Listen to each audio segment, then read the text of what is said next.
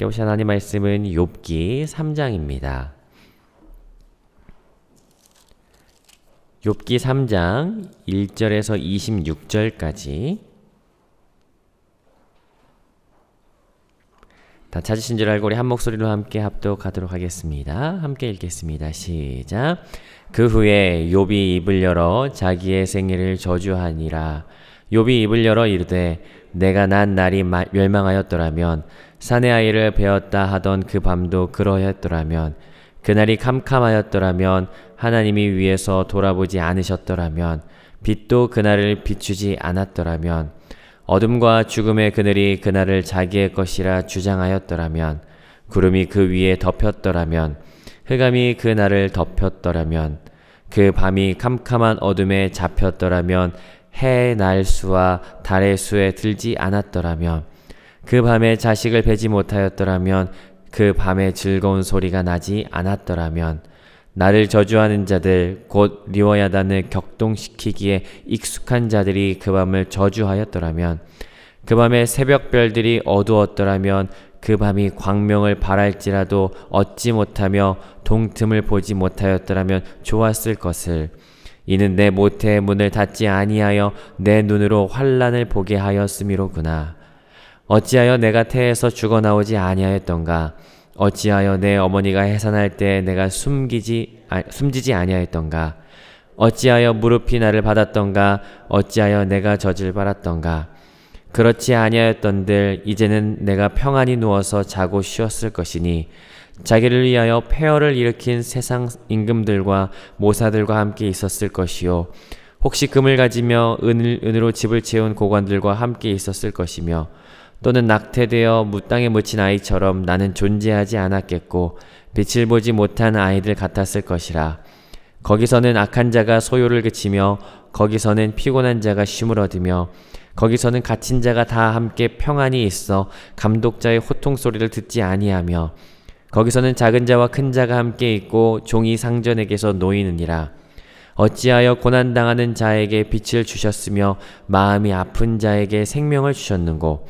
이러한 자는 죽기를 바라도 오지 아니하니 땅을 파고 숨긴 보배를 찾음보다 죽음을 구하는 것이 더하다가 무덤을 찾아 얻으면 심히 기뻐하고 즐거워하나니 하나님에게 둘러싸여 길이 아득한 사람에게 어찌하여 빛을 주셨는고. 나는 음식 앞에서도 탄식이 나며 내가 앓는 소리는 물이 쏟아지는 소리 같구나. 내가 두려워하는 그것이 내게 임하고 내가 무서워하는 그것이 내 몸에 미쳤구나. 나에게는 평온도 없고 안일도 없고 휴식도 없고 다만 불안만이 있구나. 아멘. 본문을 개인적으로 묵상하는 시간을 잠시 갖도록 하겠습니다. 함께 말씀을 살펴보도록 하겠습니다. 우리는 욥기를 같이 묵상하고 있습니다. 우리가 흔히 욥기 하면 생각나는 구절들이 몇 개가 있을 것입니다. 욥기 8장 7절 내 시작은 미약하였으나 나중은 심히 창대하리라 라고 하는 말씀과 또 23장 10절 같은 경우에도 우리가 많이 알고 있죠. 내가 가는 길을 그가 아시나니 그가 나를 단련하신 후에 내가 순금같이 되어 나아오리라. 이런 말씀들은 우리가 욥기 하면 떠올릴 수 있는 그런 말씀입니다. 일반적이죠. 하지만 욥기는 훨씬 더 넓은 의미 그리고 훨씬 더 깊은 내용을 가지고 있습니다. 특별히 유한하고 연약한 우리의 삶 속에서 여러 가지 문제 앞에서 속수무책인 우리들을 향해서 하나님 어떤 분이신지, 하나님의 주권이 얼마나 크신지, 하나님 얼마나 크신지 그것을 보여주면서 우리의 시선을 하나님께로 돌리게 만드는 책, 그것이 바로 욥기이죠. 한 가지 바라는 것이 있다면 이번 욥기 묵상을 통해서 그 크신 하나님을 발견하는 귀한 은혜가 저와 여러분 가운데 있기를 주님의 이름으로 축복합니다.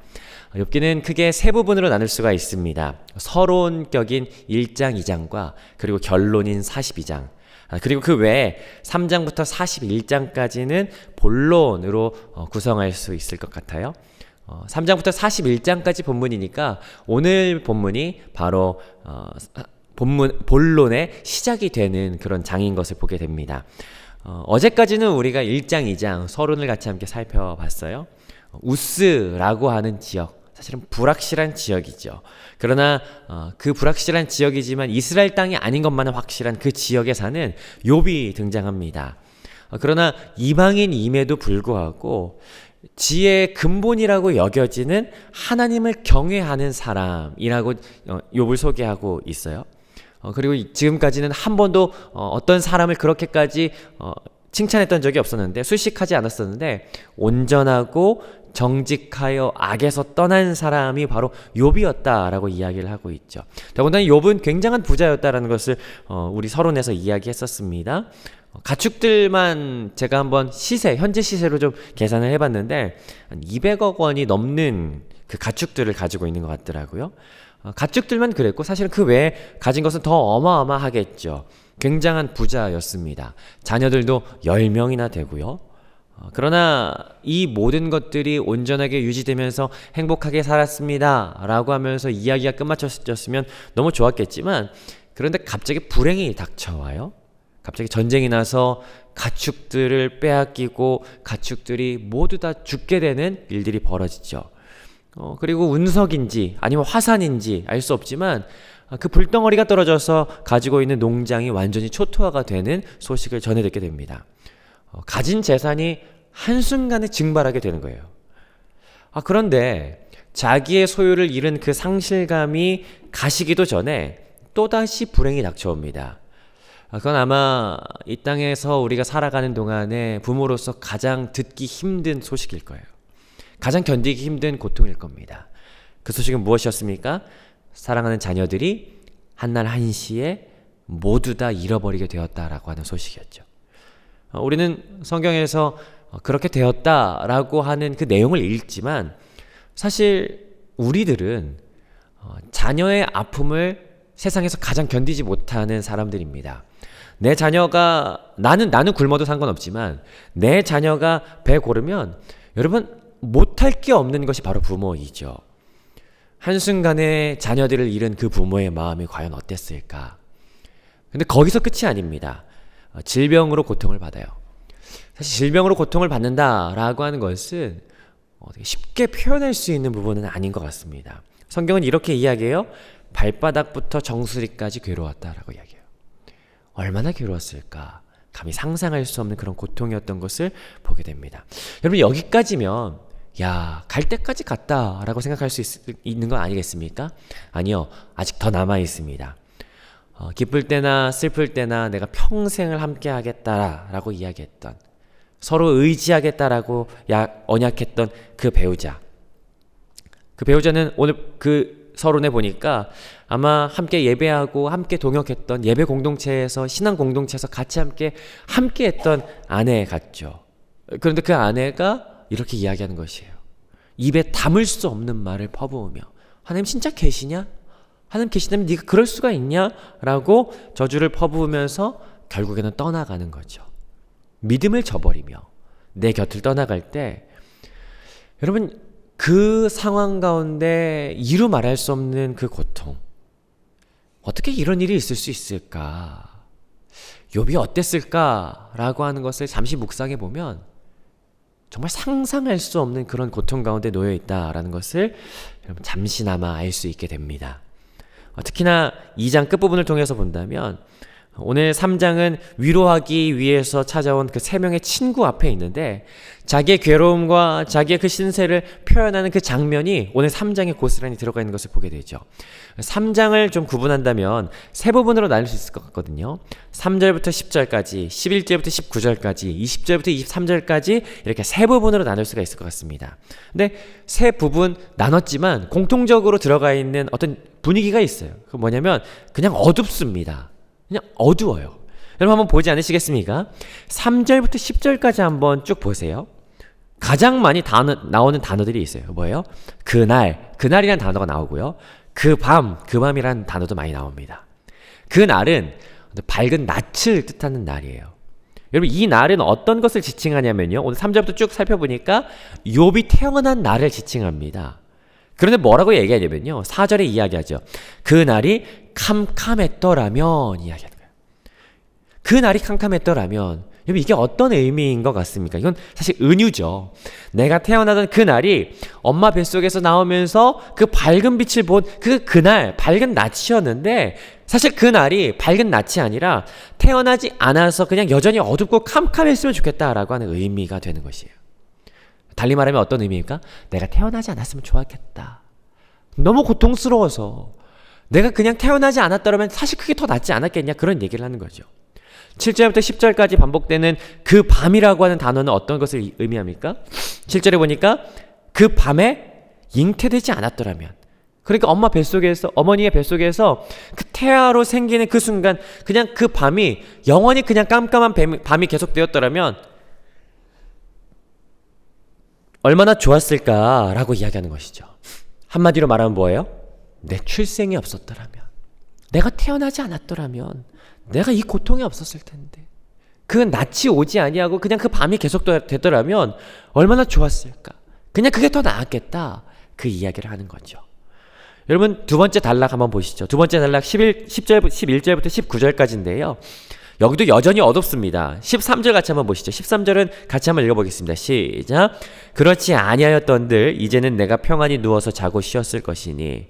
어떤 의미입니까? 내가 평안히 누워서 쉬는 게 낫다. 죽는 게 낫다. 죽는 게 더 편안하겠다라고 이야기하는 것이. 왜냐하면 그 죽음에 대해서 여기는 예찬하고 있어요. 죽음에 대해서 막 그것을 칭송하는데 17절에 보니까 거기는 악한 자도 더 이상 소란 피울 일도 없고, 거기서는 지친 사람도 평안하고, 18절에 거기서는 갇힌 사람도 평화롭고, 19절에 거기서는 높고 낮음도 구별 없이 자유로운, 그냥 모든 것이 그냥 아무것도 되지 않는 그냥 평안한 곳인데, 차라리 내가 살아서 이런 고통을 당하느니 죽는 게 낫겠다. 이제는 내가 안 태어났으면 좋겠다라고 했던 마음이요, 이젠 죽음을 사모해요. 나 죽음이 더 아름다운 것 같아. 어두운 흑암이 더 나은 것 같아. 물론 죽음이 더 낫다라고 하는 것은 성경적인 관점은 아닙니다. 그러나 얼마나 괴로우면 어두운 죽음을 갈망하겠습니까? 여러분, 세 번째 단락은 어떤지 아십니까? 세 번째 단락 보시죠. 20절부터 23절까지는요 한 문장으로 그 괴로움을 쏟아놓습니다. 21절부터 22절까지만 같이 한번 보시죠. 21절 22절 같이 한번 읽어봅니다. 시작. 이러한 자가 죽기를 바라도 오지 아니하니 땅을 파고 숨긴 보배를 찾음보다 죽음을 구하는 것을 더하다가 무덤을 찾아 얻으면 심히 기뻐하고 즐거워하나니. 여기에는 어떤 이미지가 하나 들어가 있어요. 그 뭐냐면 마치 보물을 찾는 그 도굴꾼이 찾고 찾다가 마침내 그 보물을 찾았을 때 얼마나 기쁠까요? 굉장히 기쁘지 않겠습니까? 그처럼 죽음을 찾고 찾다가 죽음을 찾으면 너무 기쁘겠다라고 하는 거예요. 왜 나에게 빛이라고 하는 삶을 주셨냐? 무슨 말입니까? 차라리 죽는 게 낫다. 도굴꾼이 그 보물을 그렇게 갈망하듯이 내가 그 죽음을 그렇게 갈망한다. 그걸 찾고 싶다라고 하는 의미예요. 여러분, 그 어두움, 칠흑 같은 그 어두움이 욥이 말하는 모든 장면 가운데 있어요. 욥의 원망과 그 탄식, 절규가 가득하죠. 내가 왜 태어나서 차라리 죽는 게 나을 텐데. 이 모든 괴로움과 그 절망, 도저히 참을 수 없는 그 절망의 현 주소를 우리는 이 3장 중에 이 한 구절 통하여 엿볼 수가 있습니다. 그건 24절인데요. 24절 같이 한번 읽어보겠습니다. 24절 함께 읽습니다. 시작. 나는 음식 앞에서도 탄식이 나며 내가 앓는 소리는 물이 쏟아지는 소리 같구나. 음식 앞에서도 탄식이 난답니다. 여러분, 혹시 이런 일 경험해 본 적 있으십니까? 슬픔이 짓누를 때, 내 안에 고통이 용솟음 칠 때, 여러분 아시겠지만 그때는 아무것도 안 넘어가요. 눈앞에 음식이 있어요. 먹는 것이 무슨 유익이 있겠습니까? 그냥 한숨만 나올 뿐이죠. 지금 욥이 그런 상황이에요. 여러분, 그뿐만입니까? 뭐라고 이야기하냐면 계속해서 앓는 소리가 물이 쏟아진 소리 같답니다. 여러분, 이건 마치 영화 속의 한 장면 같아요. 내 자녀, 내 아내, 나의 질병, 지금 상황이 너무 처절하고 너무 슬프니까 영화 보면 그런 장면 나오더라고요. 너무 슬플 때는 울고 싶을 때 욕실에 들어가서 샤워기 틀어놓고 막 엉엉 우는 그런 장면. 여러분, 욥이 마치 그런 장면을 지금 보이고 있는 거예요. 엉엉 울고 있는, 끊이지 않는 물소리처럼 끊이지 않는 그 슬픔과 울음이 여기 녹아 들어가 있는 것이죠. 그래서 오늘 본문 2절은요, 2절은 이렇게 이야기하는데요. 사실 욥이 입을 열어 이르되 라고 말하는데 사실 이 2절은 세번역 성경의 번역을 얼마나 잘했는지 몰라요. 뭐라고 번역했냐면요. 제가 세번역 성경의 번역을 2절 읽어드릴게요. 뭐라고 하냐면요. 울부짖었다. 사실 이 한마디에 욥의 모든 심정이 들어가 있습니다. 울부짖었다. 울부짖었다. 여러분 그런데 이런 울부짖음, 그 괴로움의 고통이 쏟아나오는 그 울부짖음은요. 욥만 가지고 있었던 울부짖음은 아닌 것 같습니다. 우리가 너무 잘 알죠. 혹시 이런 아픔과 이런 슬픔, 이런 고통 때문에 울부짖는 분 혹시 있지 않으십니까? 저는 지난 여름 휴가 때 이전에 섬기던 교회에 방문했었어요. 4년 만에 처음 갔었죠. 그런데 그 4년 전에 저희들을 이제 배웅하시고 저희 떠나 보내시면서 한 권사님과 그 권사님 남편분이 저희들 손 꼭 잡으면서 우리 금방 또 만나요. 같이 금방 만나요. 라고 이야기하면서 못 만나면 우리가 가면 되지. 라고 하면서 그런 얘기 하셨었거든요. 근데 그 4년이라는 시간 안에 권사님 남편분 떠나보내셨었어요. 그리고 나서 저희 처음 만났던 거예요. 저희 한 번도 못 만나다가 그 이후에 처음 만났던 거예요. 저희가 예고 없이 거기 방문했었거든요. 근데 예배 드리러 오시다가 저희를 딱 보시더니 그냥 손잡고 하염없이 오시더라고요. 하염없이. 엉엉 우시면서. 그 손 이렇게 잡고 예배가 시작되는데도 그 손 놓을 수가 없었더라고요. 그 슬픔, 그 괴로움. 여러분 오늘 우리는 그 슬픔과 괴로움에 있는 욥을 본문을 통해서 만나봅니다. 사실은 설교자로서 가장 난해한 본문이 오늘 같은 본문이에요. 왜냐하면 3장은요. 결론이 없어요. 오늘 본문을 한마디로 말해보십시오 라고 저한테 질문한다면 뭐라고 말할까요? 욥이 슬퍼한다. 욥이 아주 매우 슬퍼한다. 여러분 이거 아닙니까? 결론을 낼 수가 없어요. 그런데 이게 마치 우리 인생 같아요. 우리의 삶의 슬픔, 내 이웃의 슬픔과 그 괴로움에 사실 우린 결론이 없어요. 그냥 그저 너무 괴로울 뿐이에요. 그게 사실 솔직한 심정 아닙니까? 맛있는 음식이 있어봐야 뭐합니까? 먹을 수 없는 그 짓눌리는 그 슬픔 때문에 먹을 수 없는 상황이 우리에게 있지 않습니까? 이해할 수 없는 고통, 납득되지 않는 불행, 쏟아지는 물처럼 끊이지 않고 흘러나오는 그 눈물이, 그 내 울음이 나에게, 내 친구에게, 내 이웃에게 있는데 여러분 어떻게 결론을 낼 수가 있겠습니까? 사실 목사로서도 가장 괴로운 게 그런 부분이에요. 힘들다는데 무슨 말을 할 수가 있겠어요? 그나마 한다는 소리가 기도할게요 이렇게 얘기하는데 사실 그것도 적당한 대답은 아니지 않습니까? 어떻게 해야 될까? 사실 오늘 3장에서 욥이 이렇게 자기의 심정을 막 토해내는 데는 이유가 하나 있었던 것 같습니다. 그건 뭐냐면 욥기 2장 13절인데요. 어제 본문 마지막 절이었어요. 제가 읽어드릴게요. 욥기 2장 13절. 밤낮 7일 동안 그와 함께 땅에 앉았으나 욥의 고통이 심함을 보므로 그에게 한마디로 말하는 자가 없었더라. 새 친구가 와서요. 물론 4장부터 결론 직전까지는 이 세 친구가 끊임없이 말해요. 그런데 아직 우리는 3장을 보고 있으니까 욥이 이렇게 마음을 쏟아놓고 자기의 감정을 토로할 수 있는, 울부짖을 수 있는 이유는 뭐냐면 그냥 새 친구가 와서 밤이고 낮이고 며칠이건 한마디도 하지 않고 그의 곁에 앉아 있었기 때문에 말할 수 있었던 것이라고 저는 생각해요. 물론 4장에서 엘리바스가 입을 열기 시작하는데 그 입을 열기 직전까지, 그러니까 여기까지는 지금 3장까지는 이 세 친구가 제일 잘하는 제일 좋은 순간이죠. 적어도 3장까지는 욥이 그냥 울부짖는 모든 순간에 그냥 옆에 그냥 함께하고 있는 것을 우리가 보게 되는 것이. 그래서 오늘 우리가 말씀을 통해서 깨닫는 한 가지가 있습니다. 뭐냐면 슬픔과 애통하는 그들에게 위로가 필요하다. 근데 그 위로는 다른 것이 아니라 그저 말없이 함께 있어주는 것이 가장 큰 위로다라는 거예요. 지난 수요일에 그 수요 예배 마치고 이렇게 인사하는데요. 갑자기 권사님 한 분이 나가시다가 그냥 제 손을 꼭 잡아주시면서 가시더라고요. 사실 저한테도 고민과 말 못할 그 속앓는 것이 있거든요. 뭐 누구한테 말한 적은 없습니다. 근데 괜히 그냥 권사님이 지나가시다가 손을 딱 잡아주시고 그냥 뭘 다 안다는 그런 눈빛으로 이렇게 손을 끄덕이시면서 이렇게 가시는데, 아니 근데 그때 이렇게 막 예수님이 제 손을 잡아주시는 것 같은 그런 마음, 말할 수 없는, 형용할 수 없는 그 위로가 막 제 마음을 그냥 싹 훑고 지나가더라고요. 좀 특별한 경험이었습니다.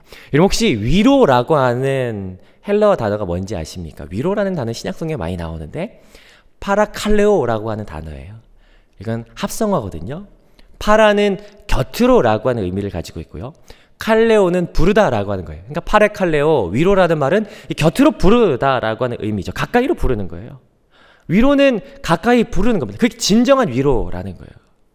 가까이 함께 하는 것, 그냥 곁에 두는 것, 이게 진짜 위로라는 것이죠.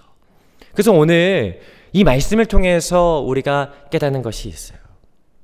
생각나는 신약 성경 구절이 하나가 있죠. 뭐냐면 로마서 12장 15절, 즐거워하는 자들과 함께 즐거워하고 우는 자들과 함께 울라. 마치 7일 밤낮을 그저 욥과 함께 슬퍼했던 친구들처럼, 그래서 욥이 자기의 감정을 그렇게 쏟아놓을 수 있게 했던 것처럼, 그게 만들었던 것은 아니지만 함께 울어주었던 것, 그것이 오늘 슬픔 많은 이 세상 가운데 우리가 그리스도인으로 살 수 있는 최선의 방법이라는 것을 오늘 우리가 보게 됩니다. 오늘 이 말씀을 통해서 우리가 함께 위로하고 함께 슬퍼할 수 있는 그 마음이 우리 가운데 있었으면 좋겠어요. 욥과 같이 고통 가운데 있고 슬픔 가운데 있는 우리의 지체들이 참 많습니다. 지체라고 하는 것은 몸의 한 부분이 되었다라고 하는 것이죠. 여러분, 제가 검지손가락을 깨물면 어떨까요? 검지손가락만 아플까요? 아니요. 사실은 온몸이 아픕니다. 그게 지체이죠. 함께 아파하고 함께 슬퍼할 수 있는 것이 지체된 도리입니다. 오늘 슬퍼하는 욥을 보게 됩니다. 우리가 이 말씀을 묵상하고 우리의 눈을 들어 나아갈 때 우리의 눈 가운데 함께 슬퍼하고 있는 지체들이 눈에 들어올 거예요. 어떻게 할까? 사실 결론이 없습니다. 함께 슬퍼하고 그 곁에 같이 함께 있어주는 것이 오늘 우리가 할 수 있는 가장 최선의 방법인 것이겠죠. 그 위로가 오늘 저와 여러분들의 마음이고 삶이었으면 좋겠습니다. 예수님께서 우리를 위로하셨던 것처럼 우리의 삶 가운데 따스한 위로가 우리와 함께하는 각 지체들에게 전해지는 그런 하루가 되시기를 주님의 이름으로 축복합니다. 우리 같이 함께 말씀